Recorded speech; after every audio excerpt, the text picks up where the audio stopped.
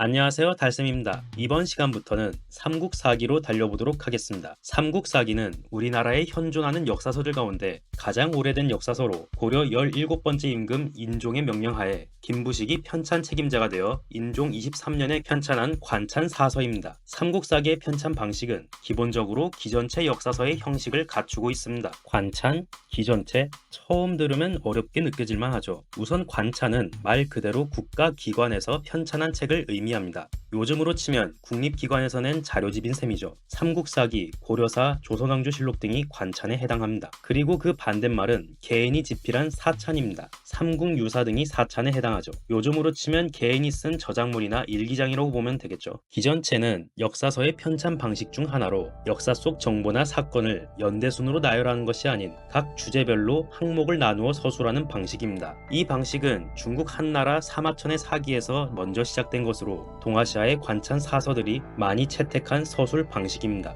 기전체 역사서는 대체로 본기, 세가, 열전, 표, 지 등으로 이루어집니다. 임금의 이야기는 본기 혹은 세가, 신하들의 이야기는 열전, 연대표나 역대 임금에 대한 정보를 간략하게 정리한 내용은 표, 그 외에 문화, 경제, 지리 등의 정보는 지에 들어가죠.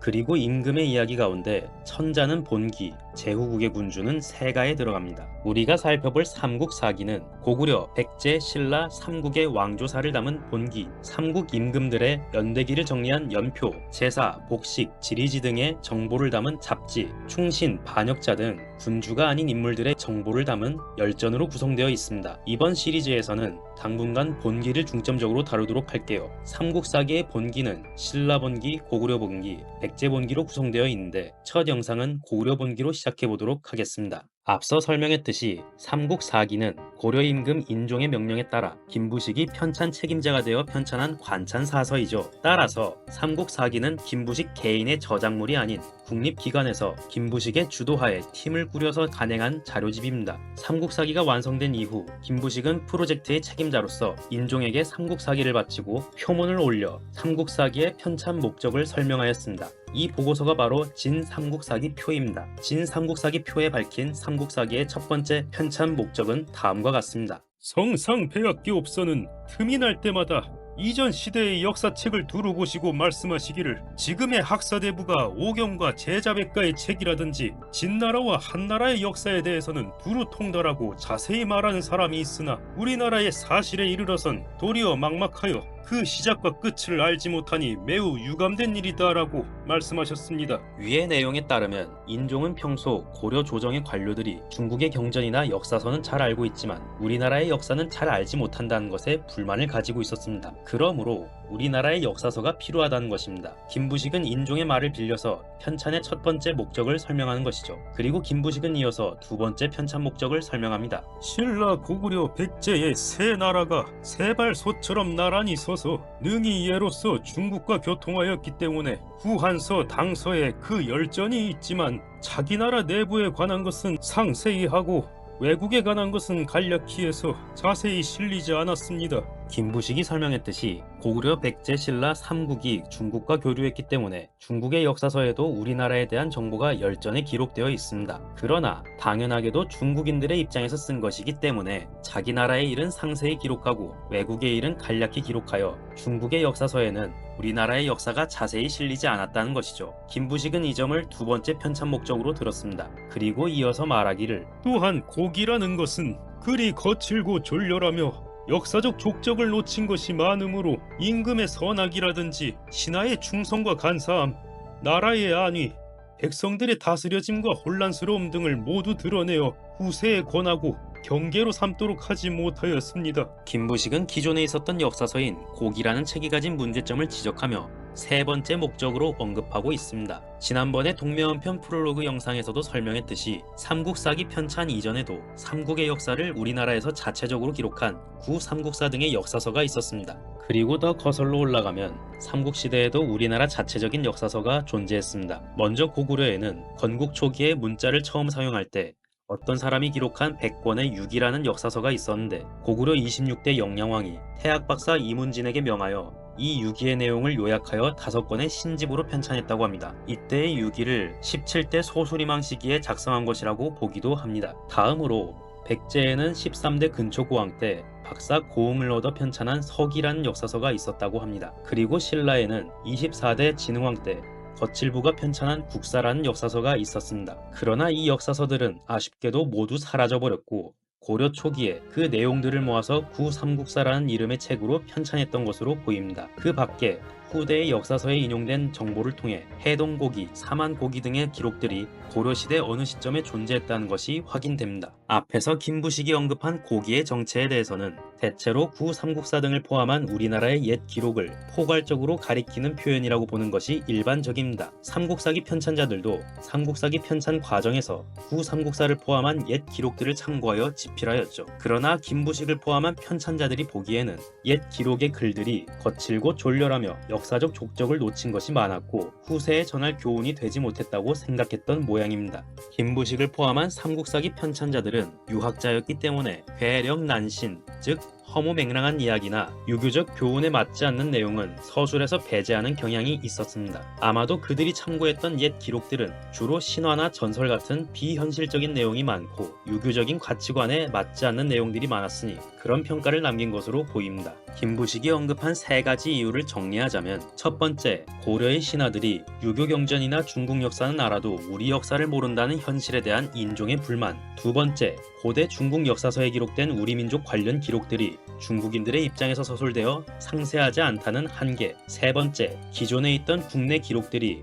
유교적 교훈을 주기 어렵다는 것으로 정리됩니다. 편찬 책임자 김부식은 이러한 세 가지 이유를 들어 국가 주도의 제대로 된 역사서 편찬이 필요하다고 강조한 것입니다. 김부식이 위에 세 가지 문제를 해결하기 위해 삼국사기를 편찬한 것이라고 인종에게 보고한 건 잘 알겠습니다. 그렇다면 김부식과 그 편찬팀이 삼국사기를 편찬하고자 했던 진짜 의도는 무엇이었을까요? 김부식의 숨겨진 의도를 알기 위해 삼국사기를 편찬할 당시의 시대적 상황을 알아보도록 하겠습니다. 김부식은 고려시대 중기 문벌귀족 사회에서 활동하였습니다. 김부식이 한창 관직 생활을 하고 있던 당시 고려 정계는 인종의 외할아버지이자 장인이었던 이자겸이 일으킨 난으로 인해 한 차례 혼란을 겪은 상황이었습니다. 참고로 이자겸은 문벌귀족 명문가 출신으로 왕실과 여러 차례의 혼인관계를 통해 권력을 잡은 인물이었으며 문벌귀족 중에 그의 파벌이 많았습니다. 그런 이자겸의 난을 겨우 진압한 인종으로서는 개경 문벌귀족들을 견제할 만한 친위 세력이 필요했습니다. 이때 인종의 지지를 받아 새롭게 떠오르기 시작한 세력이 서경 출신의 신진 세력, 이른바 서경파였습니다. 정지상 등의 서경파 세력은 개경 문벌귀족의 힘을 약화시키고 자신들의 힘을 강화하기 위해 고려의 수도를 개경에서 서경으로 옮기자는 서경천도 운동을 주도하였습니다. 그렇게 고려 정계는 김부식을 중심으로 한 개경파와 정지상을 중심으로 한 서경파로 나뉘어져 대립하게 됩니다. 이때 서경파 측에서는 풍수지리에 능한 서경 출신의 승려 묘청을 앞에 내세워서 개경의 기운이 다했으니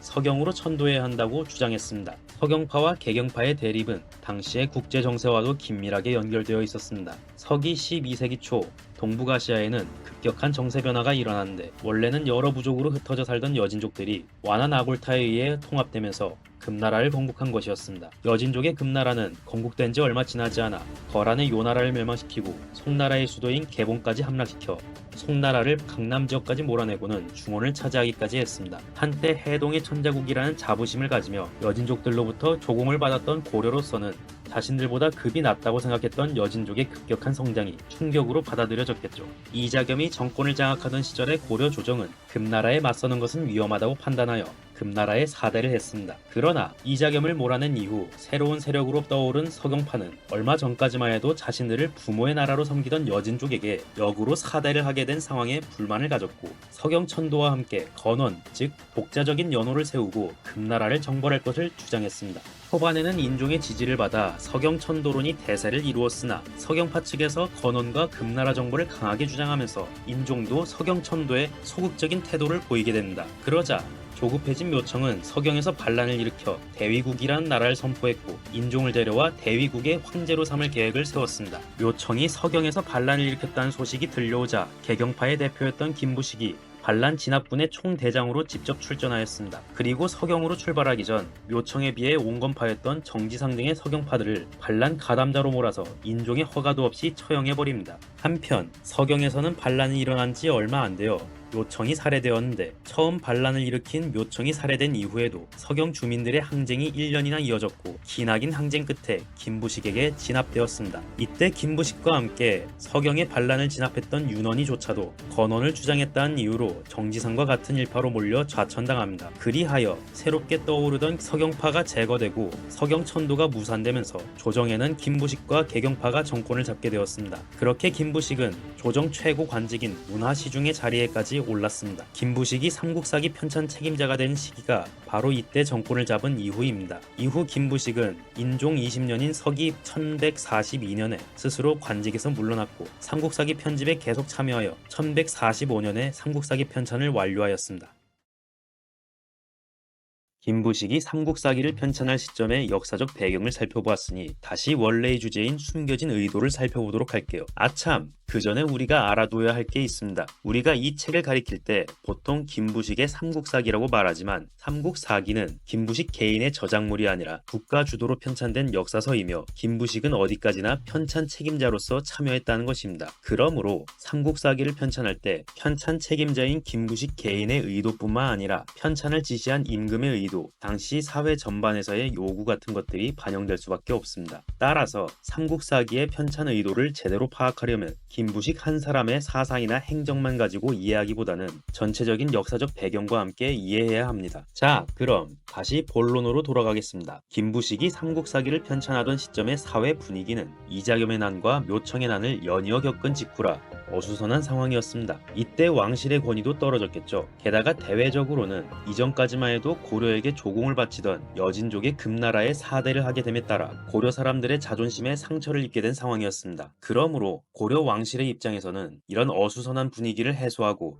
왕실의 권위를 되살리기 위한 역사서 편찬이 필요했습니다. 참고로 삼국사기가 다루는 내용을 잘 보면 신라가 삼국 통일을 달성한 시점까지만 다룬 것이 아니라 고려의 태조 왕건이 후삼국을 통일하는 시점까지 다루고 있습니다. 그리고 삼국사기의 마지막을 장식하는 부분이 후고구려의 궁예열전과 후백제의 견훤열전이라는 점도 주목할 만합니다. 이는 후삼국 시대 역시 삼국시대의 연장선에 해당하며 신라, 후고구려, 후백제까지 모두 통합해낸 고려의 후삼국 통일이야말로 진정한 삼국 통일이라는 메시지를 의도한 것으로 볼 수 있습니다. 진정한 삼국 통일의 주인공이 고려 태조 왕건이었다는 서술은 당시 임금인 인종과 고려 왕실의 입장이 반영된 것으로 볼 수 있겠죠. 자, 그럼 삼국사기에 반영된 왕실의 입장을 알아보았으니 다음은 김부식 개인의 입장을 알아보겠습니다. 삼국사기를 편찬하기 전의 상황을 보면 고려 정계는 개경파와 서경파의 대립이 있었고 결국 김부식이 묘청의 난을 진압함으로써 개경파의 승리로 끝나게 되었습니다. 참고로 서경파는 금나라와의 사대 관계에 반발하여 독자적인 연호 수립과 금나라 정벌을 주장했던 대외 강경파였습니다. 개경파의 거도였던 김부식은 그와 반대로 대외 원건파였고 당연히 이러한 서경파의 주장에 반대하는 입장이었습니다. 그러므로 김부식은 서경파들을 제거한 이후 대외 강경파가 다시 득세하는 것을 방지하기 위해서 삼국사기에 본인의 정치적 견해를 어느 정도 반영했을 것으로 보입니다. 실제로 이러한 그의 입장은 삼국사기에 실려있는 그의 논평인 사론에서 잘 드러납니다. 신라본기 진더왕조에 실린 사론에서 신라 법흥왕이 독자적인 연호를 칭했던 것을 잘못된 일이라고 비판하고 진덕여왕 시기부터 당나라의 연호를 받아들이기 시작한 것을 칭찬한 것이 그 예시입니다. 고구려와 백제의 멸망 원인에 대한 김부식의 사론에서도 이러한 인식이 잘 드러납니다. 그는 고구려 본기 보장왕조에서 고구려의 멸망 원인을 고구려가 불손하게도 중국의 조서와 명령을 거역했으며 중국 천자의 사신을 잡아 가두는 등 고집스럽고 겁이 없었기 때문이라고 언급하였습니다. 그리고 백제 본기 의자왕조에서는 백제의 멸망에 대해 겉으로는 당나라에 순종한 척하면서도 속으로는 이를 어겨 대국에 죄를 지었으니 그들이 패망한 것은 역시 당연한 일이었다고 언급하였습니다. 이러한 서술 태도는 김부식이 사대주의자라는 비판을 듣게 만드는 주요 요인 중 하나입니다. 이것들만 놓고 보면 김부식은 강대국에 맞서 싸우는 것 자체를 싫어하는 골수 사대주의자처럼 보일 수도 있겠네요. 그런데 정작 을지문덕 열전에서는 오히려 고구려의 을지문덕이 수나라 대군을 물리친 것에 대해 긍정적으로 평가하였으며 당태종의 공격을 막아낸 안시성주에 대해서도 긍정적인 평가를 남긴 것을 볼 수 있습니다. 그렇다면 김부식이 강대국에 맞서 싸운 것 자체를 무조건 부정적으로 평가한 것은 아닐지 모르겠네요. 사실 앞에서 살펴본 사론들을 보면 공통점이 있습니다. 독자적인 연호 사용과 주변 강대국에 대한 대외 강경 정책을 비판했다는 것입니다. 즉 김부식은 과거 삼국의 역사에 대한 사론을 통해서 현재 시점에 자신과 대립하던 대외 강경파들을 비판한 것입니다. 한편 신라의 멸망에 대한 대한 사론에서는 불교에 대한 비판적인 시각도 확인할 수 있습니다. 그는 신라본기 경순왕조에서 불가의 법을 받들고 그 폐해를 깨닫지 못했으며 심지어 마을에도 탑과 절이 늘어서고 백성들이 사찰로 도피하여 승려가 되어 군사와 농사를 지을 사람이 점점 줄어들고 나라는 날로 쇠약하였다고 언급하였습니다. 여기서 드러나는 불교에 대한 비판적인 시각은 조정 내 대외 강경파 관료들뿐만 아니라 고려 국왕까지도 김부식의 비판 대상에 포함되어 있었다는 것을 말해줍니다. 문종에서 인종에 이르기까지의 고려 국왕들은 음양비술이나 풍수지리, 불교, 도교 등의 반유교적인 요소에 관심을 두고 관련 인물들을 측근으로 삼는 경우가 많았는데 이것을 기존의 개경 문벌귀족들을 견제하고 왕권을 강화하기 위한 수단으로 보기도 합니다. 이것은 인종이 초반에 서경파의 주장을 지지했던 것과도 연결됩니다. 따라서 개경 문벌귀족이자 유학자였던 김부식의 입장에서는 그동안 보여왔던 고려 국왕들의 행보가 상당히 거슬렸겠죠. 그래서 김부식은 독자적인 연호 사용, 대외 강경책, 불교에 대한 비판이 담긴 사론을 통해 인종의 왕권 강화 정책을 비판했다는 것입니다. 그렇게 본다면 김부식이 삼국사기 편찬 과정에서 구삼국사를 포함한 옛 기록을 참고하면서도 신비로운 이야기들을 최대한 배제했던 것 역시 당시 국왕들이 호감을 보이고 있던 음양비술, 풍수지리, 불교, 도교 등의 비유교 세력에 대한 견제의 일환이었을 것으로 보입니다. 한편 삼국사기를 사대주의적인 역사서라고 평가하는 분들은 김부식이 금과의 사대 외교를 추진했다는 점, 그의 사론에서 사대주의적인 시각이 드러난다는 점을 근거로 삼국사기 자체가 사대주의적인 내용의 역사서라고 보기도 합니다. 물론 김부식 개인이 4대 외교를 추진한 것도 맞고 그가 남긴 사론에서 국왕 측근 세력과 대외 강경파들을 비판하기 위해 사대주의적인 시각을 주입한 것도 사실입니다. 김부식 개인에 대한 평가라면 그렇게 볼 수도 있겠죠. 그러나 삼국사기는 개인의 저작물이 아닌 국가 주도로 편찬된 역사서라는 특성상 편찬자 한 사람의 입장만 반영된 것이 아니라 편찬을 지시한 임금의 의도, 당시 사회 전반에서의 요구까지 모두 반영된 것입니다. 그러므로 사관의 논평이 들어간 사론에는 김부식과 다른 편찬자들의 시각이 반영될 수 있겠지만 본문의 내용까지 전부 그들 입맛대로 뜯어고칠 수는 없다는 것입니다. 또한 삼국사기의 구성을 보면 삼국의 역사를 전하는 부분을 본기로 다루고 있습니다. 제가 맨 처음에 설명할 때 천자의 이야기는 본기, 제후의 이야기는 세가에 들어간다고 했었죠. 그러므로 삼국사기가 삼국의 역사를 본기로 다루었다는 건 삼국을 천자국으로 인식했다는 것으로 볼 수 있습니다. 이 점은 후대의 조선시대 사람들이 고려사를 편찬하면서 고려 국왕들을 세가로 다루어 천자가 아닌 제후급으로 낮추었던 사례와는 대조적입니다. 이건 김부식을 포함한 편찬자들이 대외 강경책에는 반대했을지언정 자국의 역사를 천자국 체제로 인식하는 것에는 동의했다는 것을 의미합니다. 그리고 삼국사기는 인종의 명을 받아서 편찬된 관찬 사서인데다 당시 서경파가 대거 숙청되었다곤 해도 조정 내에는 여전히 자주적인 성향의 관료들이 남아있던 상황이었습니다. 설령 김부식이 삼국사기를 전부 사대주의적인 내용으로 편집하고 싶었다고 해도 이런 주변 분위기를 무시할 수는 없었겠죠. 한편 김부식 본인이 신라계여서 삼국사기를 신라 중심으로 서술했다는 주장이 있는데 이 주장에 따르면 삼국사기에서 신라에 대한 내용이 유독 많고 고구려 백제는 빈약하다고 합니다. 하지만 이 역시 다소 오해가 있습니다. 물론 삼국사기의 본기를 가운데 신라 본기가 12권, 고구려 본기가 10권, 백제 본기가 6권으로 신라 본기의 권수가 가장 많은 것은 사실입니다. 그러나 어디까지나 삼국 가운데 신라가 가장 늦게까지 살아남았기 때문에 전체 분량이 많을 수밖에 없으며 삼국 통일 이전으로 한정하면 오히려 신라 본기 7권, 고구려 본기 10권, 백제 본기 6권으로 고구려 본기의 분량이 가장 많은 것이 됩니다. 그리고 앞에서 소개한 것처럼 김부식은 신라가 불교에 집착하다가 멸망한 것이라고 보았고 신라의 독자적인 연호 사용을 옳지 않다고 평가했기 때문에 신라에 대해서 무조건 긍정적인 평가를 남긴 것도 아니었습니다. 이렇듯 삼국사기의 성격과 그 편찬 배경을 놓고 봤을 때 김부식 한 사람의 행적과는 별개로 삼국사기에는 왕실과 조정의 여러 입장이 반영되었으며 삼국사기 자체를 무조건 신라 중심의 사대주의적인 역사서라고 단정하기는 어렵습니다. 다음으로 삼국사기의 아쉬운 점과 의의를 말씀드리며 영상을 마치겠습니다. 앞에서 설명했듯이 삼국사기 편찬자들은 구삼국사 등의 우리나라 옛 기록을 참고하면서도 유교적 합리주의를 기반으로 신비로운 요소들을 최대한 배제하여 편집하였습니다. 특히 삼국의 건국신화를 서술할 때 시조가 알에서 태어난 것과 같은 핵심적인 요소는 어쩔 수 없이 서술하면서도 사람이 하늘에서 내려오거나 초능력을 쓰는 부분들을 제거하였습니다. 그 과정에서 신적인 영웅으로 묘사되었던 시조 왕들의 이야기를 인간적인 왕들의 이야기로 개조시킨 것이죠. 삼국사기 편찬자들은 나름대로 허무맹랑한 요소들을 배제하고 합리적인 내용을 전하고자 한 것이었겠지만 그로 인해 신화의 원본을 알기 어렵게 만들었다는 문제가 생긴 것입니다. 비록 비현실적인 이야기라 할지라도 원본을 최대한 살렸다면 현대 역사학자나 신화학자들의 연구에 도움이 되거나 역사 콘텐츠에 활용하는 데 도움이 되지 않았을까 하는 아쉬움이 남네요. 솔직히 개인적으로는 이 점이 제일 아쉽게 느껴집니다. 그래도 우리나라 고대사 자료가 부족한 상황에서 삼국사기의 가치를 부정할 수 없긴 합니다. 김부식이 밝혔듯이 중국의 정사들은 우리 민족에 대한 정보를 자세히 다루지 않았습니다. 그리고 삼국시대와 고려 초기에 편찬된 삼국사기 이전의 우리 역사서들은 현재 모두 사라져버렸습니다. 이런 상황에서 삼국사기마저 없었다면 우리는 중국 정사를 통해 제한적인 정보를 접하거나 새로운 고고학 자료가 나오는 것만을 기대해야 했겠죠. 그리고 동명한편이나 삼국유사 같은 성격의 설화집들은 신비로운 이야기를 위주로 수록하여 그 내용이 단편적이고 설화적인 요소가 아닌 내용은 삼국사기만큼 자세히 다루지는 못했습니다. 반면 삼국사기는 삼국의 인물, 사회, 문화, 지리 등 다양한 정보를 기존체 형식으로 정리했다는 점에서 그 의의는 인정해야 한다고 생각합니다. 이상으로 삼국사기 프롤로그를 마치며 다음 영상부터는 본격적인 고구려 왕들의 이야기로 찾아뵙도록 하겠습니다. 유익한 시간이 되셨다면 구독, 좋아요 부탁드립니다.